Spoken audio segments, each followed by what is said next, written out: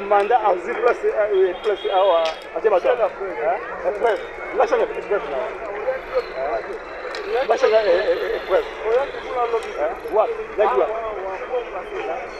na ya kide les campions ouais tu peux placer pourquoi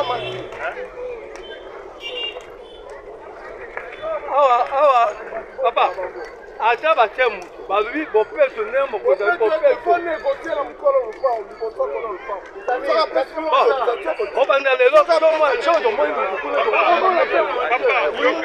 mais attention on a milité il y a un centimètre non mais c'est que un centimètre la lobi que un centimètre ça comme temu yom to ocho temu yom to otanga lo mama yo nani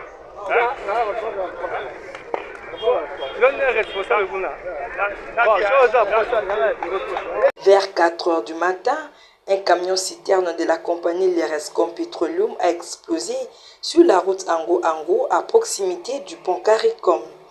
Ce qui a suscité la présence du maire de Matadi, Dominico Dembete, le bourgmestre de la commune de Matadi et le procureur général de la République. Les flammes ont entraîné d'importants dégâts matériels dans les environs.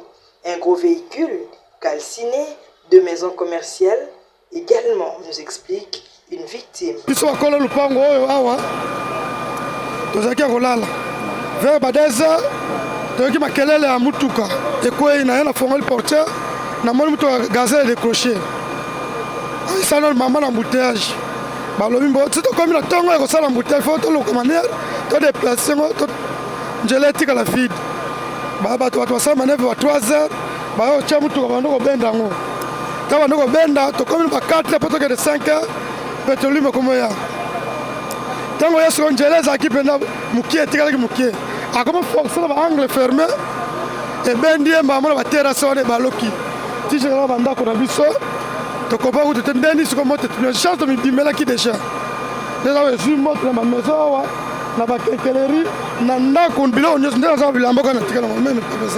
Les services de secours ont été rapidement dépêchés sur les lieux pour les secours d'urgence aux victimes. Aucune perte en vie humaine n'a été signalée. On nous a appelé vers 5h30 pour nous signaler un cas d'incendie sur la route Ango, juste après le pont Vodacom.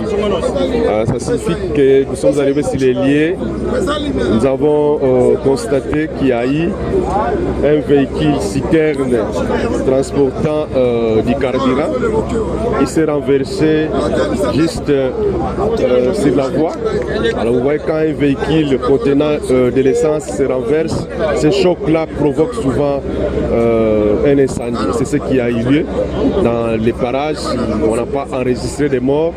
Il y a quand même quelques maisons qui sont sur la voie principale ont pris du feu. Mais les sapeurs-pompiers pour MGT sont vite arrivés pour intervenir. Également les sapeurs-pompiers du pétroleum de l'Edia, ils sont arrivés aussi. Donc on intervient dans les deux sens. Il y a des véhicules anti-incendie de l'autre côté du pont et un autre camion anti-incendie. C'est la voie qui va vers Ango-Ango. Déjà, la situation est maîtrisée, mais on continue à observer pour voir comment ça va évoluer, parce que vous voyez, c'est du carburant quand même. On ne peut pas abandonner comme ça, on continue à pomper de l'eau pour qu'on puisse maîtriser complètement l'incendie. L'autorité urbaine Dominico Dembete poursuit les évaluations pour mesurer l'ampleur des dommages et sécuriser la zone.